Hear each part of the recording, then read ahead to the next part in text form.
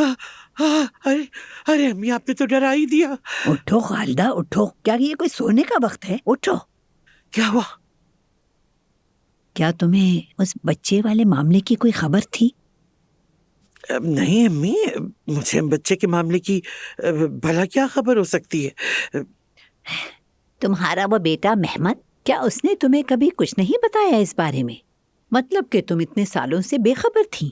اللہ کی قسم اس نے مجھے کچھ نہیں بتایا امی. سچ سچ بتاؤ خالدہ، کیا الف اس گھر سے جاتے وقت واقعی حاملہ تھی؟ یعنی واقعی کوئی بچہ ہے؟ امی اگر مجھے پتا ہوتا تو میں اتنی حیران نہ ہوتی. کیا میں اس حال میں ہوتی؟ محمد نے مجھے کچھ نہیں بتایا. چلو اٹھو، فوراً محمد کے پاس جاؤ، ابھی کے ابھی. ہاں کیا ہوا ہے؟ کیا آپ نے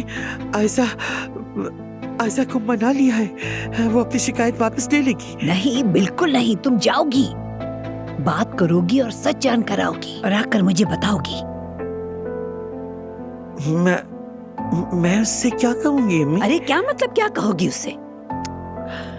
خالدہ میری بات سنو، جا کر دیکھو کہ محمد عائزہ اور عمر کی زندگی خراب کرنے کے لیے جھوٹ بول رہا ہے یا واقعی کوئی بچہ ہے. یعنی اگر عمر کے کہنے کے مطابق الف نے اس گھر میں بچہ پیدا نہیں کیا تو مسئلہ ہی نہیں، اور اس طرح یہ مسئلہ خود بخود ہی حل ہو جائے گا. سمجھ رہی ہو نا؟